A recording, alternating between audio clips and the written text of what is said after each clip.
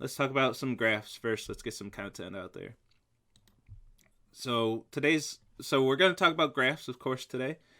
And today's lecture question is taking the provided graph code that's in the repo. So just like the last last handful of lecture questions, last 4 lecture questions, some of them required you to go into the repo and pull some starter code. Today's no exception. We have this week 9.graph class, which has the code that we'll look at today. We'll look at some of this, and also 2 methods that are not completed. And these are the 2 lecture questions for today and for Friday. So you can, so you know what Friday's lecture question is going to be already. And let's talk about what we're doing today. So today is completing that are-connected method that takes 2 nodes in a graph and returns true if those nodes are connected and false otherwise. The inputs are going to be integers, so that so those integers are representing the indices of those nodes, not the labels of those nodes. And all that is stuff we'll talk about in today's lecture. So are these 2 nodes connected? Meaning, is there a path? Does there exist a path to connect those 2 nodes, to be able to travel from one node to the other in the graph? So what are we talking about with graphs? Well, first let's do a little bit of review and talk about the data structures that we know about here. So we've seen a decent number of data structures now between 115, 116. A lot of these right from 115, but we analyzed the structure of them, at least these first 2 a little bit more, and added trees in 116 so far. So let's talk about these, just real quick review of each of these data structures. We saw arrays and lists. These were both sequential data structures, meaning the order of the values matters. These are, we can iterate over these linearly. We can visit each element in a specific order. With an array, that was one continuous block of memory, and we had enough memory allocated to be able to store all the values in that array. And then we could have random access. We can very quickly find the memory address for a value at a particular index by doing a little bit of math to find the memory address for that index. With linked lists, it had kind of the same idea of having a sorted, not necessarily sorted, but a sequential data structure where the order matters, but we did that through references. Each node, each spot in memory only had enough memory to store one value in the data structure and also a reference to the next node in the data structure. So this node having a value 5 and a reference to the next node, which has a value 20, and a reference to the next node, which has a value 3, and then a reference to null to say this is the end of the list. So 2 different ways to represent sequential data structures. We didn't look at how key value stores are implemented, but this is one other data structure that we have, where we have values stored at certain keys, and the keys can have different types. Whereas with an array, the keys, we could think of the keys as being integers in a way. Key value store, the keys can be any values, and the order does not matter with these key value pairs. There's no such thing as sorting a map or a dictionary or an object. They're just an association between keys and values for this key value store. These can be implemented with trees. We can use trees to implement these, but more often, if we're not concerned about the order of the keys at all, these will typically be built on hash tables. Like a Python dictionary, for example, the keys have to be hashable. Those are hashed, and then the values are stored based on the hashes of the keys to give us O of 1 lookup and O of 1 insertions, to give us really good optimizations for that. Which is why we haven't talked about the structure of this, because we're not talking about hash tables in 116. And finally, we saw trees. These are our first kind of nonlinear. I guess you could think of key value stores as nonlinear, but it's a nonlinear data structure, which does have some structure, but that structure is nonlinear. And we did this by having nodes that can have references to multiple other nodes, whereas a linked list could only have a reference to just one other node. Trees can have references to multiple other nodes, and on the surface that just seems like a simple change, but the implications of that are pretty widespread. Trees are extremely different data structures than lists. Because of that change, we have different algorithms, different ways of working with it, different types of data that we're representing in a tree. A lot of data doesn't make sense to represent in a tree. You would use a list. But there's certain data that makes sense to represent in a tree format if you have this multiple association kind of structure to your underlying data.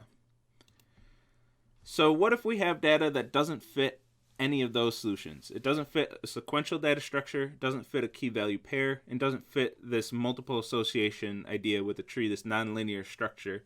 What if we have a nonlinear structure that we can't fit in a tree, doesn't have this branching idea of just branching until we reach leaves?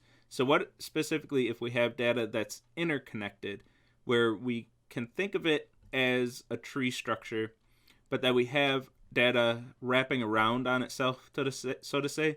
So what if we have a subway map or a street map, somewhere where we have connections, stations, intersections, and they can all connect to each other, and more to the point, these can have what we call cycles in them.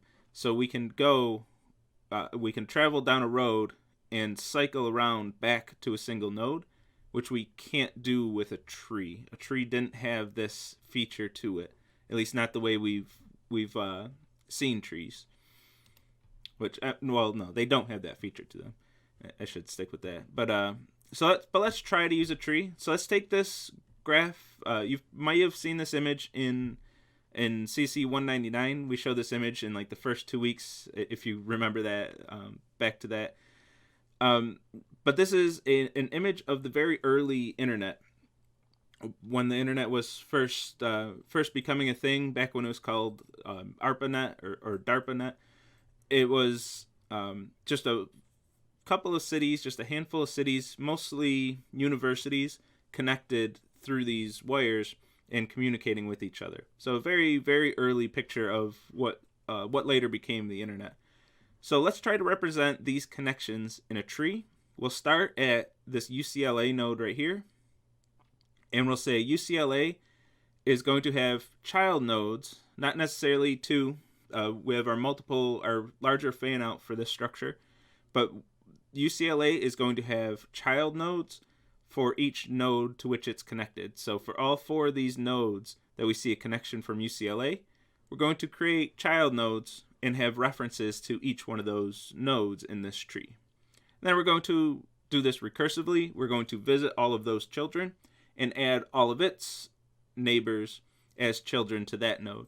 So if we go to Stanford next, we're going to see SRI and UCLA as its connections. So we're going to add children from Stanford to UCLA and SRI. And we already see a pretty big problem here. We have duplicate values in this tree. So we have UCLA referring to these 4 nodes, Stanford referring to these 2 nodes, but these 2 nodes already exist in the tree. So we have to handle this at some point. We can't use trees as we've seen them so far, because we're going to run into this issue, and it's going to be a big problem. We're going to get stuck in an infinite recursion if we keep doing this. We're going to go UCLA, visit these 4 nodes again, visit Stanford again. We're just going to be stuck in an infinite recursion at that point. So let's try a little bit different strategy. Whenever we find a node that already exists in this data structure, we're going to add a reference back to the node that already exists instead of creating a brand new node. So we're going to keep track of which nodes we've already seen and just revisit those. So when we visit Stanford, instead of adding brand new nodes for SRI and UCLA, we're going to say, well, UCLA, that's already in here, and I already have that connection, so I don't have anything to do there. Maybe add that reference to UCLA. And then SRI is also already in this data structure. So I'm just going to add a reference to that existing SRI node instead of adding a brand new one. So that's the new idea that we want to explore, is that let's just add these references to the nodes that already exist. And that's a graph. That's, in a nutshell, that's what a graph is we're going to not duplicate our nodes and just have references to the nodes that already exist. The problem, I shouldn't say problem, but the feature that arises here is that we can have those cycles. We can have cycles in our data structure. So I can go from UCLA to Stanford to SRI to UCLA and travel back to a node without backtracking at all. I can travel around this data structure and find a way to go to have these kind of loops in the data structure to arrive back at where I started, which we could not do in a tree. A tree, by definition, so trees actually are graphs. Trees are a subset of graphs. But trees, by definition, cannot have cycles. If a tree has a cycle, it's not a tree. This lecture we'll talk about BFS, but not DFS.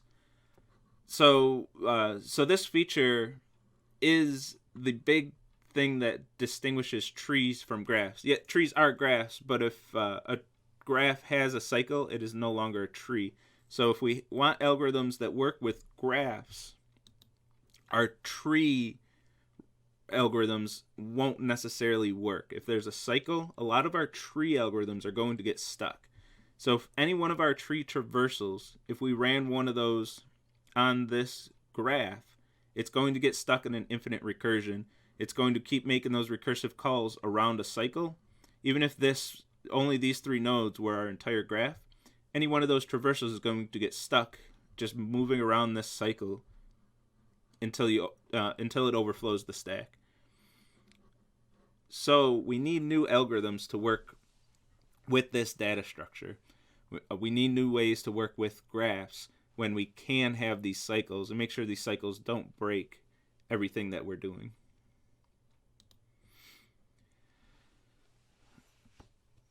Slide, I already said that. Get yourself together. So we need a new way to store this and new algorithms to be able to handle all this. We don't necessarily need a new way to store it. Technically speaking, we could probably use the old way and just have, like we were talking about last time, a list of the child references. But we're not going to do that. We will in a way, but you'll see. There's standard ways to represent this that are just going to be a little bit different.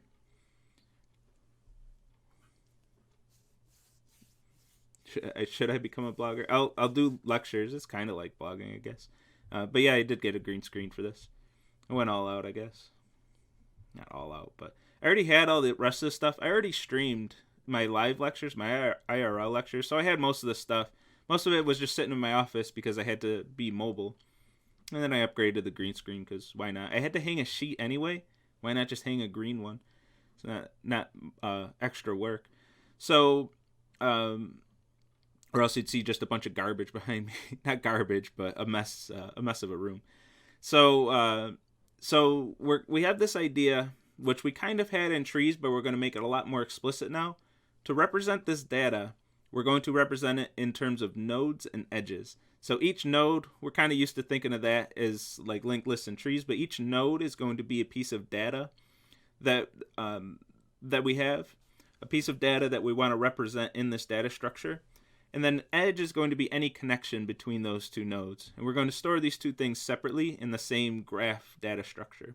So the edges would normally be the references between 2 nodes. A node has a reference to another node that was kind of an edge back when we were talking about linked lists and trees. Now we're going to make that a little more explicit and say 2 nodes can be connected by an edge. And these edges can be bidirectional. A connection just means these 2 nodes are connected.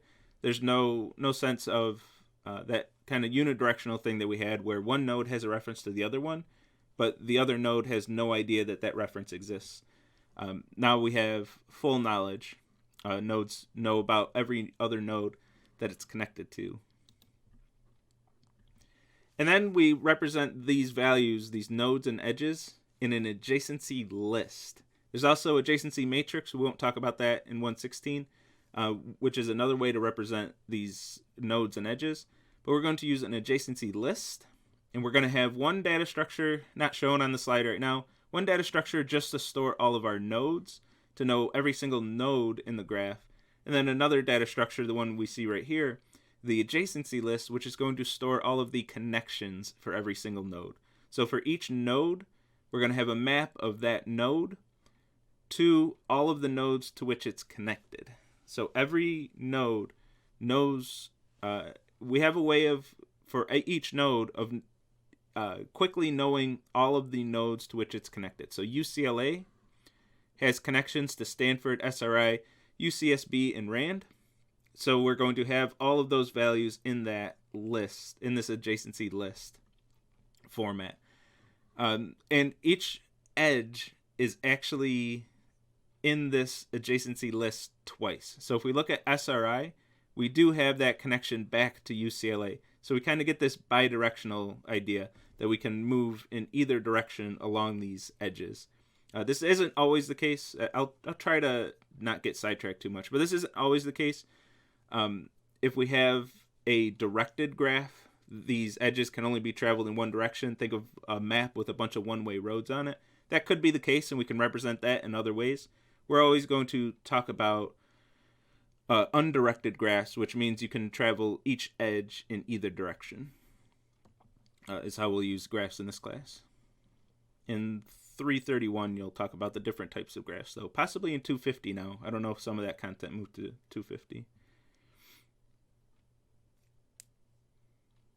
Oh, sweet. In linear, I'll talk briefly about the adjacency matrix. So an adjacency matrix would be a two-dimensional, an n by n matrix with all of the nodes, with each value representing a pair of nodes. So you'd have all your node labels, all your node labels up here, and then each value in the matrix is either going to be a 0 or 1 or true or false to say, is there an edge from this node to the other node? And for our graphs here, that would be a symmetric matrix because we have, because our edges can be traveled in both directions. Some of it's in 250. Okay. Good to know. Graphs won't go away. This is just your first introduction to graphs, by the way. You're going to see it again in 250, in 331, and possibly beyond that somewhere as well, depending on what path you take after that. But you will see graphs again. This is designed to be your first introduction to graphs. And then in 250, they'll rely on you having this introduction. So adjacency list, where this represents all of the information of the graph, and then for our purposes, we'll also store the nodes separately.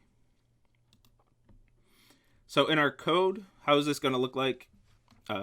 In the examples repo, this is the code from there. The basic structure of the graph will be represented as nodes and an adjacency list. This is why I stored nodes and adjacency lists in two different data structures. This represents all the information of the graph, but if we want to be generic and represent nodes of any type, we kind of need two separate data structures. And our adjacency list, we're going to assign each node in a unique index. And then in the adjacency list, we're only going to work with those indices, so we're not mapping type A to lists of type A. What if A is not, we didn't talk about this at all, but what if A is not hashable and the map is using a hash table? How are we going to hash something that doesn't have a hash function, or maybe not a usable one? Everything in Java is going to have, including Scala, is going to have a hash function, but it might not be usable. It might not be suitable for a hash table, etc. But if we have ints, if our adjacency list is working with just ints, now we know how to work with those. We can write algorithms with those. We can do everything we know how to do with ints by comparing those values instead of relying on A having some structure that it might not have. So we're going to have a map storing the indice to each actual value stored at a node, and the adjacency list working only with those ID values, those integer IDs that we assign these nodes when we add them to the map. So when we want to add a new node, we're going to provide an index, a unique index, and the value that we want to store. Add that to our nodes map. Add that to our adjacency list with an empty list because we don't know of any connections yet. And then a separate method to add an edge between two indices. And that we're going to go to our adjacency list, and add both of the values that we expect in that adjacency list. So we're going to add to index 1 and to index 2. We're going to append to both of those lists, prepend in this case, so we're nice and efficient. Whatever was in that list with the new value prepended to it. So we're going to add both of those entries into the adjacency list so we have both directions. So each node knows about the other node after we add that edge.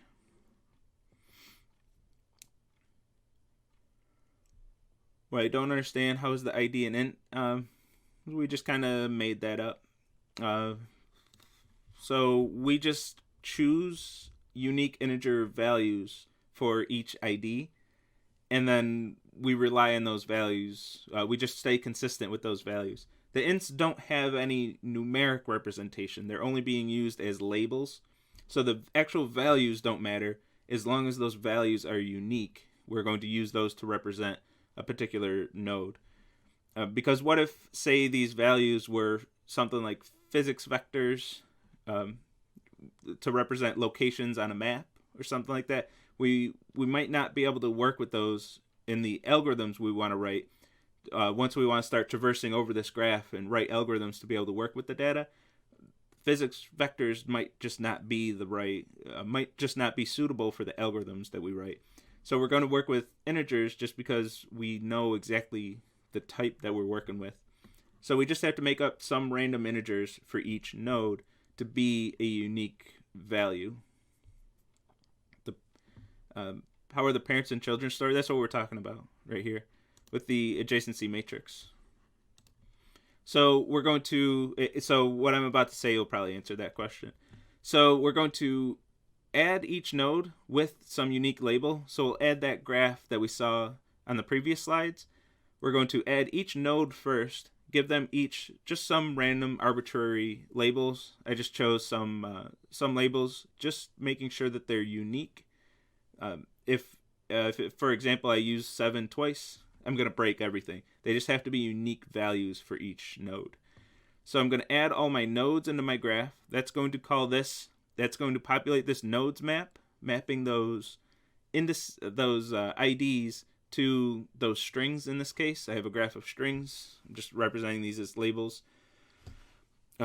using strings as labels for each one of these. But we could use any class that we want there. So to get each one of these values in the nodes map, and each one of those is also going to have an empty list as its adjacency list. So when I add all these nodes for the first time, each index in my adjacency list is going to be initialized to an empty list. So I can start adding edges to these nodes that I just added. Then I can start adding these edges. I'm going to add all the edges that we saw in the picture in the graph earlier. So this add edge 0, 1, I'm saying there's a connection between UCLA and Stanford. Add edge 2, 5, I'm saying there's a connection between SRI and Utah. And so on. 11, 8, there's a connection between Harvard and BBN. So I'm adding in all the edges that are in this graph, and then that's populating this adjacency list. So once I run all this code, that's going to set up my entire graph to have all of this information in this adjacency list, which was all of this information in this graphic, which was all of this information for my original image, for my original network map for the precursor of the internet. So I have all of this information stored in this graph data structure in my code in a way that I can start working with. I can start writing algorithms and start asking questions about this data and answering those questions through code. If I added an edge 8, 11, would it still be the same as 11, 8? Yes. So this is symmetric. This code that's running is symmetric. Whether if I swap index 1 and index 2, this does the exact same thing. Because I have 2 lines of code that are identical, except index 1 and index 2 are swapped. So if I do it backwards, it's going to be the exact same effect.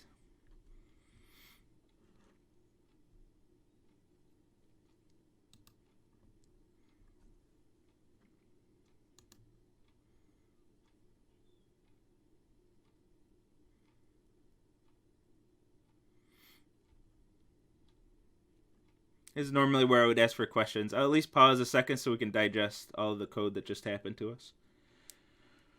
If you add it twice, the way I wrote this code, that will break things. So you will have those entries in the adjacency lists twice. Adding adding a node twice with the same ID won't break anything because I'm using maps here, and the maps won't allow duplicate keys. But the add edge, that's going to break things, because I'm pulling that list out of the map and appending to that list. I'm not doing any checks to see if index 2 is already in this list. So I would get those values in there twice.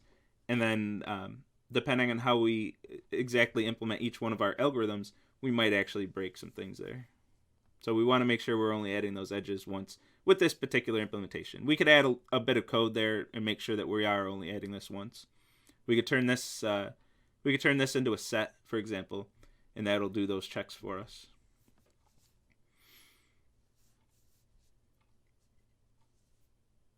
The arrow pointers, the actual, yeah, this is actual syntax, yes. Yeah, this is code, this will run. This is legit code. That Scala's, so in the, so this is actual syntax from the code. That's Scala's way of saying, that's read as maps to. So in this map that we have, I want to add a key value pair, a key of index that maps to a value A. And here I'm adding to this map the value index into this adjacency list, which is also a map. This int index maps to this, maps to this new list that I created. So I'm replacing the list that was there. I'm pulling out that list that was there, appending a value to it to create a new list, and then mapping to that new list. This is that kind of maps to syntax that's used in Scala maps.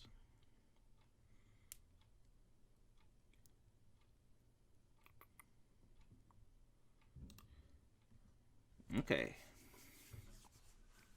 Hopefully we had a little time to digest that. We had some good questions there. I feel like those are questions that wouldn't have been asked if we were live. I think that's one of the advantages of this online structure. Those are good clarifying questions. Well, I like to just sit there anyway so everybody can digest. But now during that digestion, we actually get some questions to talk about. So let's talk about paths briefly. I only have one slide on this. But let's talk about what a path is. It is, actually I have more than one slide on this, don't I? A path is kind of what you would intuitively think of as a path, I believe anyway. But a path is going to be a list of nodes where each node in that list is connected by an edge. So for example, this path, if this list of nodes is a valid path in this graph, because UCLA is connected to SRI, is connected to Utah, is connected to MIT, is connected to BBN, is connected to RAND. So that's a valid path because each consecutive node is connected by an edge. And we can verify that in our code by looking at our adjacency list. We would pull up UCLA. Okay, next is SRI. So let's get UCLA's list from the adjacency list and look for SRI, make sure that's in there. Then we're visiting SRI. Is Utah in there? Yep. Utah, is MIT in there? Yep. MIT, is BBN in there? Yep. BBN, is RAND in there? Yep. So we can verify that that path is valid, which is pretty much exactly the lecture question today. Is given a path,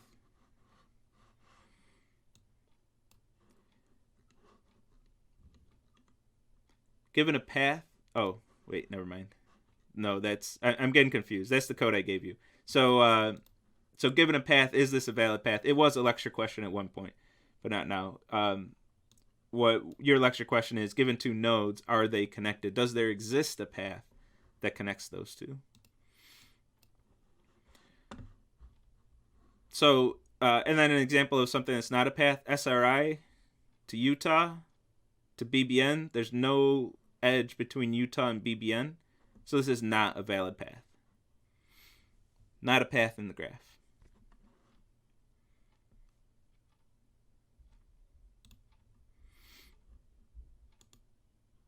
Oh, you know what? I'm thinking of the next few slides. I guess they're kind of related to paths, but connected component. So the connected component of a graph is is a list or some collection of nodes that are all connected, to each other. If every node in the graph is connected to each other, where connected means there exists a path between those two nodes. If there exists a path between every two nodes in a graph, then we say the entire graph is connected. But this isn't always the case. If we sever a few connections here, now we have two different connected components in this graph. So given a pair of nodes here, are those two nodes connected? That which is the lecture question that you're faced with. Given a pair of nodes, are those two nodes connected? Does there exist a path to get from UCLA to MIT? Well, that answer is no with this new graph. We can't get over there. So this graph now has two connected components. And a connected component, if you're given some node, say we're given UCLA, the connected component of UCLA is going to be all of these nodes to which it's connected. The connected component of MIT is going to be all of these nodes. And we can get the two connected components of this graph. So how can we tell if two nodes are connected or if the entire graph is connected? How can we tell this? Well, with a graph like this, we're just going to look at it with our eyeballs, and we're going to process the visuals and give an answer right away. Is it? Oh, yeah. Yes, it is. Is it possible to make code that will automatically find the path between two nodes? Oh boy, you know it. It can even find the shortest path, and that's what we'll be talking about all Friday. It's also one of the homeworks. So one of the homeworks is going to be a maze solver. Given a maze and a starting spot and an ending spot, what's the best path to get through that maze? You're going to be doing that programmatically if you choose that one. Or if you choose decision trees. I'm trying to get those homeworks out. I was hoping to get them out yesterday. I was hoping to get them out last week, but I'll get them out soon. I have all the ideas laid out. I just have to generate the documents and things like that. So with this one, to find the connected component, is this graph connected? Are two nodes connected? Very easy. We're just going to look with our eyeballs, process the visuals, and spit out an answer right away. I can tell. Is Stanford, Rand? Yeah. SRI, Harvard? No. We can tell that easily. But the internet's grown quite a bit since these days. The internet, not current, but I forget when this graph was generated, but in this century at least. But the internet's grown quite a bit. If you're given two nodes in this graph, are those two nodes connected? Where these are connections of websites that refer to each other. Actually, I'm not 100% on that. This might actually be the routers of the internet. I believe it's websites that link to each other. But regardless, in a graph this size, how do you know if two nodes are connected? How do you know there's not some sever between these? And then, as we'll see on Friday, how do you find the shortest path between any two nodes in this graph when the graphs are just absolutely enormous? Something where we're going to have to find an efficient algorithm and a way to do this programmatically. You are not going to visualize that at this point, especially if you want the answer in a few milliseconds. If this is a question that you need to ask your code and have an answer to multiple times per second, you're not doing that on your own. You're going to have to write some code. Yeah, they are IP addresses down here, but an IP address can represent a server with a web server hosting a website with links. But it is possible they could be routers as well. Like these are connections these would be routers, can be thought of routers. They'll contain routers. They'll have more than that though. But regardless, when we have a huge graph, how do we solve this problem? And that's where we're going to see BreadthFirst Search. So BreadthFirst Search is going to give us a way to navigate throughout a graph and answer some of these questions for us. Are two nodes connected? What's the connected component? Actually, all these questions. What's the connected component of this starting at a particular node? And also, as we'll see on Friday, we're going to modify BreadthFirst Search a little bit to find out the shortest path between two nodes. What's that shortest way to solve that maze? So if we want to compute the connected component using BreadthFirst Search, what BreadthFirst Search is going to do is start at some node. We're going to call BreadthFirst Search with some starting node, and we're going to explore all of the neighbors of that node.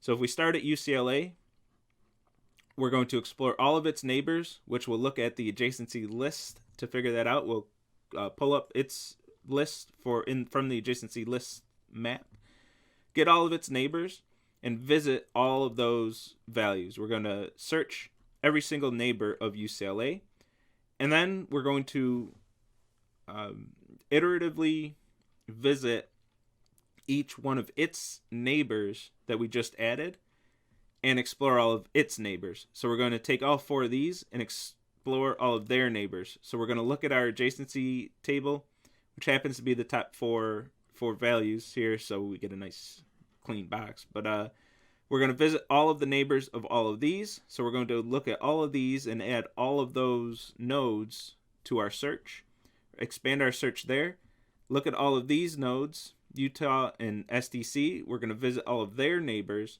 which all of their neighbors are actually already visited. Since we severed those 2 connections, we never get to this other connected component. And once we expand our search but don't find anything new, then we know that we've searched the entire connected component starting at whatever starting node we started at. And importantly, we're never going to visit a node twice. That's how we're going to avoid going infinite here. If we've already visited a node, we're not going there again. And then we're not going to have that issue. How quick is this algorithm? It's the sum of the number of nodes and the number of edges is the efficiency of it. We usually say the number of nodes is n and the number of edges is m. It's an O of n plus m algorithm. Now you take a deep breath before you begin. BreadthFirst Search. Yeah, I probably have typos. Breath. Take a deep breath before you begin. Nice. Yeah, it should say BreadthFirst Search. Yeah, I have typos from time to time. I'm starting to find them all, but you should have seen it 2 semesters ago when all these slides were all brand new. It was there were a lot of typos. But this is the important part, never visiting. Well, there are a lot of important parts, but this is one of the important parts, is never visit a node twice. And how do we avoid visiting a node twice? So let's look at some code and how we implement this thing, or one way at least, how we can implement it, the way that's implemented in the repo, is we're actually going to use a queue. Yay! We get a nice application of a queue here. We're going to use a queue. We're going to use a queue to figure out which nodes we need to visit next. So as we're exploring these nodes, in this slide, I make it look nice and easy. Visit all of these neighbors, visit all of their neighbors. But in the code, it's not quite that simple. We have to keep track of the order in which we're going to visit these nodes. Because as we visit all of UCLA's neighbors, how do we know which one to go to next? How do we not visit Utah before we visit Rand, for example? The idea of BreadthFirst Search is we're going to explore in layers. We're going to search all of these neighbors, then expand our search to all of their neighbors, then expand the search to all of their neighbors, etc. That's how we're getting this, the breadth of the search, instead of digging deeper, instead of wider, which maybe I don't know if I'll find a place to talk about it, but we might talk about depth-first search, which doesn't do that. It'll go visit a node, visit one of its neighbors, visit one of its neighbors, visit one of its neighbors, visit one of its neighbors, visit one of its neighbors, and do a search like that, as opposed to visiting all the neighbors, then all the neighbors. That's the difference between BreadthFirst Search and depth-first search, which isn't really a topic for 116. But that's the feature we want with BreadthFirst Search, is making sure we get the order right that we're exploring. That's something we do need to worry about here. So our BreadthFirst Search is going to start with the starting node, good place to start. We're going to mark that as already explored, and we're going to keep track through this set of the nodes that we explored. This is a set that works just like in 191, the sets you see there. It's not going to allow duplicates in the set. So if I try to add the same int twice to the set, It's only going to be in that set once. Other than that, it's similar to our other data structures, though I believe it is based on a hash map to be able to get that duplicate detection in O of 1 time. But suffice to know that the set is only going to allow one copy of each int. Then we're also going to have a data structure controlling the order in which we're going to visit the next node that we need to visit. And we're going to seed that with our starting node to say that we're going to queue up the starting node, so that's going to be the first one that we're going to visit.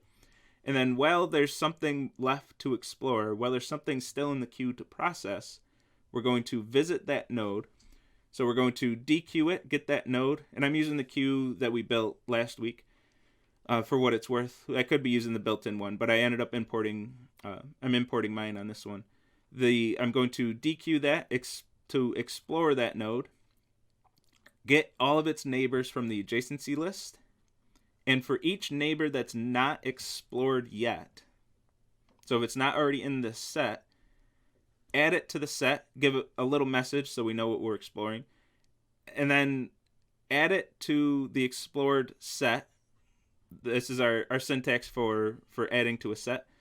And also enqueue it. Put it in this queue because we haven't visited this node's neighbors yet. So we want to add that to the list of nodes that need to be processed. We need to go to this node to see if we can find new neighbors. If its neighbors haven't been explored yet, we need to know about that so we can go visit those.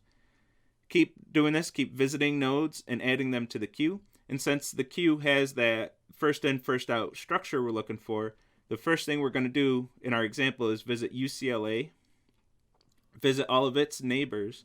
So we're going to add Stanford, SRI, UCSB, and RAND all to the queue. And then mark all those nodes as visited as well. So we're not going to visit them again. Then we're going to dequeue, assuming Stanford was the first one in the queue. We're going to dequeue Stanford and visit its neighbors. Go to Stanford, UCLA, that's already explored. SRI, that's already explored. So we're not going to do anything. We're going to dequeue SRI. Look at UCLA, already explored. UCSB, already explored. Utah, finally not explored. So we're going to go into this conditional, enqueue it, and explore it. Now, Utah, importantly, is behind all of UCLA's neighbors. So we still have to process UCSB and RAND before we process Utah. Utah is going to come after those in that queue. And this is what's going to maintain that breadth first order, is by using that queue with its first in, first out, first in, first out structure. And maybe you can guess this, but for depth first search, a lot of this is the same, except we use a stack instead of a queue, and it gives us that different order. Why do we want to return unit? I'm just not doing anything with this. I'm just printing out the explored. So this is the base code for BFS that I'm giving you in the repo. And then for today's lecture question, for Friday's lecture question, and for the graphs homework. Actually, I think I have the slide. It's the very next slide. For today's lecture question, for the Friday's lecture question, and for the May's homework, you'll take this BreadthFirst Search and modify it. That's where you do actually want to return something. But I'm not going to do all of the work for you. You'll want to return something from that BreadthFirst Search. Use that as your starter code and then modify it. So a lot of what's coming up with this graph stuff is taking this code that I'm giving you and modifying it to fit your needs in what you want to accomplish for the given problem. So I'm returning unit just because I'm not computing anything, but you'll want to modify that to return things. So if two nodes are connected, the current problem that you're faced with, you call BreadthFirst Search on node A, and if after BreadthFirst Search is done, if you ever explore node B, I want to word it this way. If you ever explore node B, you know that there is a path between A and B because you must have traversed that path throughout that BreadthFirst Search run to be able to arrive at B starting at A, because the only thing the algorithm is doing is traveling across edges. If you ever visit a node, if you ever explore a node, you know that there is a path between them, so they are connected, so you can return true. If the algorithm finishes and node B, you start at node A, and node B is not in that set of explored nodes, not connected. So that's the high-level overview of how you'll want to approach the lecture question today. You want to take that BreadthFirst Search code and modify it, change it to fit your needs, and tell if two nodes are connected or not.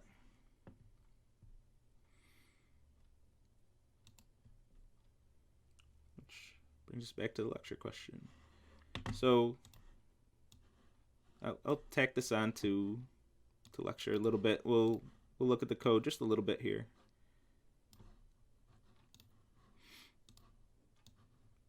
Let me rearrange things a little bit. And it'd be viable to use Dijkstra as you can, but it won't be necessary for 116. So if let me set a breakpoint right here in my example, run this in the debugger. Let's just take a quick peek at what this graph really does look like, just to hit home what the structure of this graph is. So after I add in all these nodes and I add in all these edges, my nodes, this is going to be a map mapping each integer to its corresponding label. So my index 0, that's UCLA, which is exactly what we expect here. So I have this map of indices to their corresponding nodes, which are just strings in this case, the labels for each one of these values. Notice, I actually pointed to that a little wrong. Since a map doesn't have a specific order, we actually do get these out of order. So what's stored in one, whatever they're calling one in this hash try map, that's it. That's neat. But in this hash map, whatever's actually stored at index 1 in the hash map is not actually our value 1, for what it's worth, but the details aren't important for our purposes. But this is mapping the key 5 to the value Utah, the key 1 to the value Stanford, the key 6 to the value SDC, etc. But notice these are completely out of order. That's what we expect from a hash map. That's what we expect from our maps in Scala, since they're based on hash maps. Then the adjacency list, we're going to map each node's index to all of the indices of the nodes that we're looking at. So let's pick a random one here. Node 2, that's SRI, is connected to nodes 0, 1, 3, and 5. So SRI is connected to UCLA, Stanford, UCSB, and Utah, which we can go back to the original image and verify that those are the connections we have. So we have all this information stored in this new format, and then that allows us to run this BreadthFirst search, that allows us to go through this algorithm and is this in the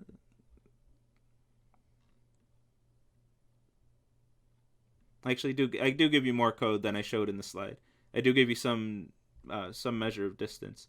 Do I really? Isn't that the answer to Friday's lecture question though? I didn't add the answer in here, did I?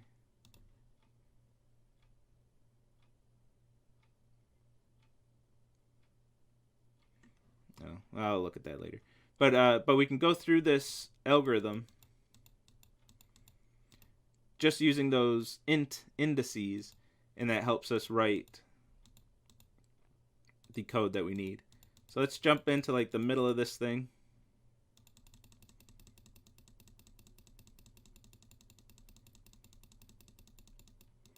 Let's get right here.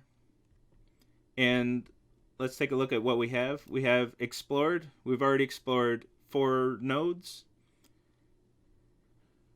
Our graph is exactly what we saw in the previous thing that we just looked at. Distances, we haven't talked about that yet. And our queue is going to be 4, 3, 2. These are the next nodes that we're going to visit. And where's our explored? Oh, I already looked at explored. So 0, 2, 3, and 4 are all explored, and 4, 3, 2 are the next ones that will be visited. The next node we're going to visit is 4. we're going to dequeue that, take a look at its neighbors, and then add anything to the queue that we need. So as we're visiting these nodes, we just enqueued the node 1. We just found 1 for the first time. And we can keep iterating through this and watch the whole algorithm unfold as we're going. But we have a queue that we still need to process. As long as there's something in that queue, we're going to keep running and keep going with it.